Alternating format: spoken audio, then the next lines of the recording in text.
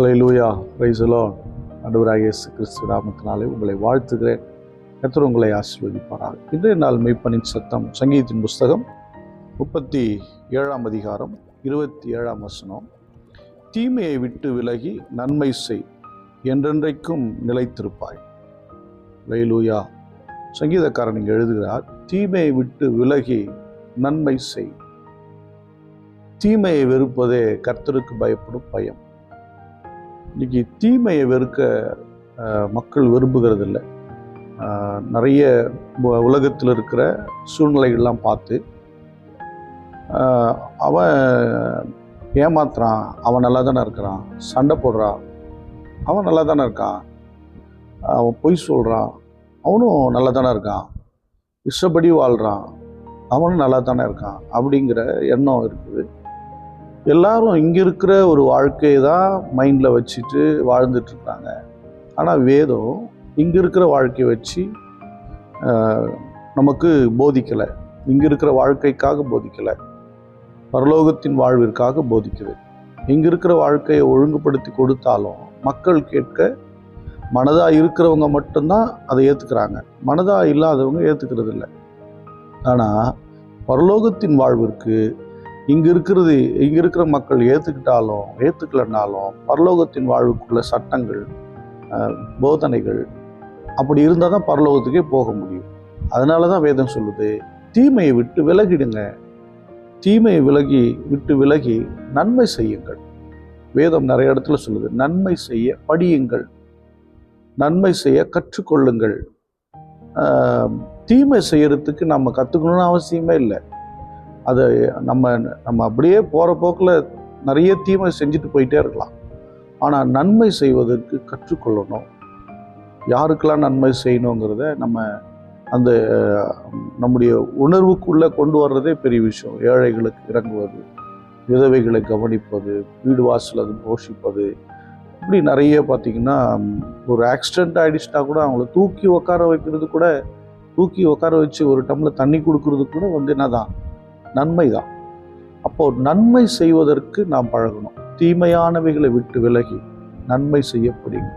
சில பேர் பார்த்திங்கன்னா, ஒரு ஆக்சிடெண்ட் நடந்துச்சுன்னு வச்சுக்கோமே, விழுந்த உடனே ரொம்ப பரபரப்பாக வந்து தூக்கி தண்ணி கிண்ணிலாம் கொடுப்பாங்க.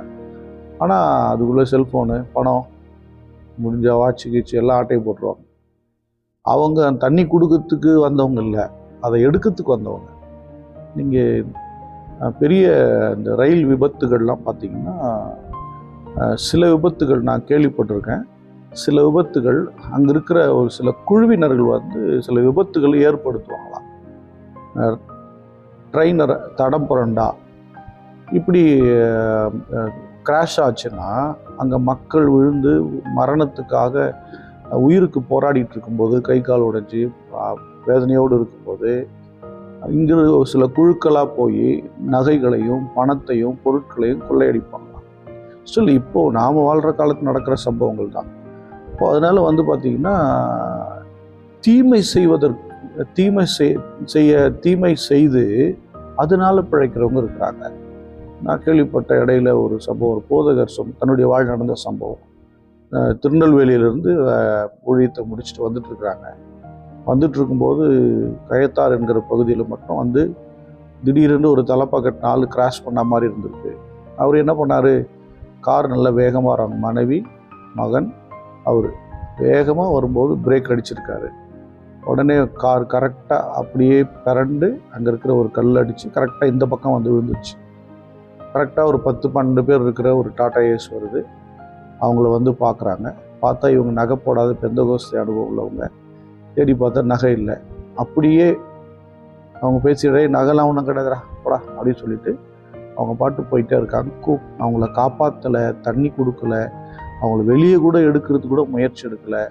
அவங்க பாட்டு போயிட்டே இருந்துட்டாங்க. அதுக்கப்புறம் அவங்க கஷ்டப்பட்டு ஆம்புலன்ஸ் ஃபோன் பண்ணி, தெரிஞ்சவங்களுக்கு ஃபோன் பண்ணி காப்பாற்றினாங்க. அப்போ பாருங்கள், தீமை செய்கிற மக்கள் பெருகி இருக்கிறாங்க அவங்களுடைய ஆதாயத்துக்காக.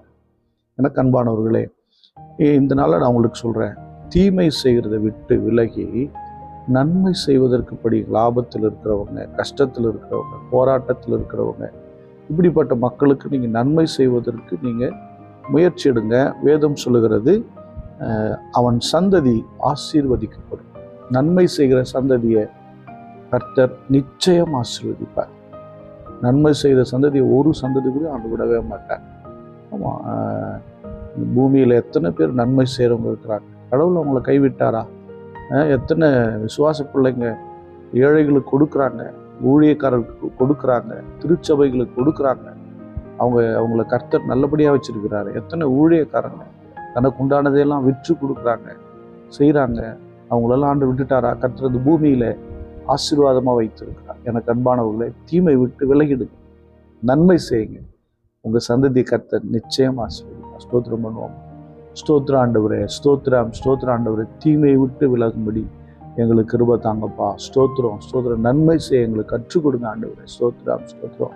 அன்பின் பிதாவே, உங்களை ஸ்தோத்திரிக்கிறோம். அந்த நாளுக்காக நன்றி சொல்லுகிறப்பா. பார்க்கிற உங்களுடைய பிள்ளைகளை நீங்கள் ஆசீர்வதிங்க ஆண்டவரே. உங்களுடைய பிள்ளைகளுடைய சந்ததியை நீங்கள் ஆசீர்வதிங்க. ஒருவேளை பார்க்கிற பிள்ளைகள் தீமையான வாழ்க்கையில், பொல்லாங்கான ஆண்டவரே, துஷ்டத்தனமான வாழ்க்கையில் வாழ்ந்துக்கிட்டு இருப்பாங்கன்னா இந்த காலவேளையில் உணர்த்துவீராக. உங்களுடைய பிள்ளைகளோடு பேசுங்க, ஆசீர்வதியும். இயேசு கிறிஸ்துவின் நாமத்தினால் ஜெபிக்கிறேன் ஜீவனோடு நல்ல பிதாவே. ஆமென். God bless you. Bye-bye.